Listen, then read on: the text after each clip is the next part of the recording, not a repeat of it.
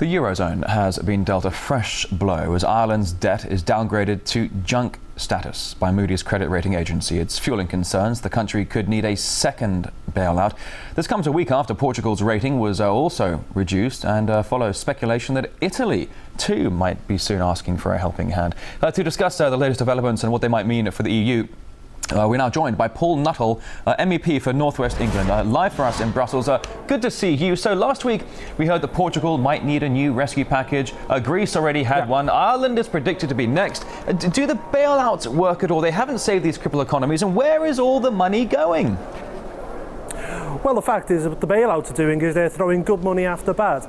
This project was never going to work. People like me said this 10 years ago, that this was always about politics. It was not about economics. The idea that you could have economies in the Mediterranean in line with economies like Germany, fast-growing economies like Germany, was never going to work. The only way to get out of this mess is for those countries to go back onto their national currencies, to devalue, to get growth moving, and to get exports going. And at the moment, they can't reduce their debt because their currencies are controlled by Frankfurt, they're controlled by the European Central Bank, they're not controlled by Athens or Lisbon or even Dublin. Now, with billions of euros being thrown around here, some are saying that we're seeing high-level cronyism, corruption and fraudulent theft in broad daylight. Are the people powerless to do anything about it? Well, we see the people out on the streets in Athens, and I just wonder how long it will be before the people are out in the streets in Rome and in Lisbon and in Dublin. This thing is contagious. This thing will move right across the continent, specifically in the Mediterranean. And the big issue now facing the European Union is Italy. I mean, Italy is the third largest economy in the Eurozone. It's the eighth largest economy in the world. I think the Eurozone can actually cope with Greece and Portugal. They're smaller economies, but if Italy goes, the whole thing could cave in, because if Italy goes, Italy's economy is intertwined with Spain's, and if Spain and Italy go, then we are in serious trouble. So Italy is a major player when it comes to the Eurozone neighbourhood. But how long will it be before the bigger economies like Germany just say no more? They're no longer willing to bail out countries like Greece and Ireland. I mean, is there a limit to their patience? Wouldn't it just be easier to expel the debtors from the Eurozone?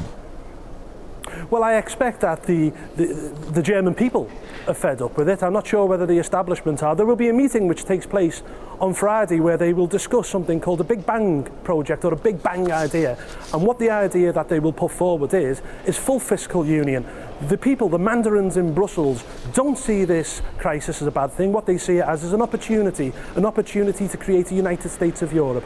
And that's what they will push for on Friday. And what that will do, it will give Germany greater control over the economies of the Mediterranean. In fact, I will go as far to say that Germany will have more power over Europe than it's ever had. Oh, that's a very interesting perspective you offer there. Moody's credit rating agency has recently come under attack from European officials who called for rating agencies' power to be curbed. How much, if at all, are they to blame for the financial troubles of Europe's debt-stricken countries, do you think? Well, I just think that it's dangerous for the European Union to criticise the credit rating agencies, and what it does is it shows desperation. The fact of the matter is that these credit rating agencies are independent. What the European Union, what the European Commission is suggesting that they do is create their own credit rating agency, which will just pump out propaganda. I mean, this is a kind of dictatorship. This is madness. The credit rating agencies aren't to blame. The fact is that these countries are in a Eurozone, they're stuck in a prison, and they can't control their own currencies. They desperately need to devalue, and the only way to do that is for them to go back onto their national currencies. All right, so to get back on your national currencies, as you were saying moments ago, that Italy is a major player in the Eurozone neighbourhood. If Italy goes, it could collapse the whole Eurozone. But despite all the measures taken, it seems now that new predictions emerge every day of another EU country needing rescue. I mean, what does that say to you about the economic stability and of course, the future of the whole Union? Well, of course, the euro is linked inextricably to the whole project, and it's linked to the European Union. If the Eurozone goes, I quite frankly can see this whole thing breaking up. But that is why they're so desperate to keep it. That's why they're so desperate to save it, because this was never about economics. This was a project, and people in my country are fed up paying. You know, the cuts in my country, which are putting people out of work, amount to around 12.5 billion. The amount we're handing out in bailouts also equals 12.5 billion. It's taken with the right hand and given out with the left. This is completely wrong. We in the UK are fed up with bailouts, and the only way for these countries to survive is to break out of this prison, which is the Eurozone.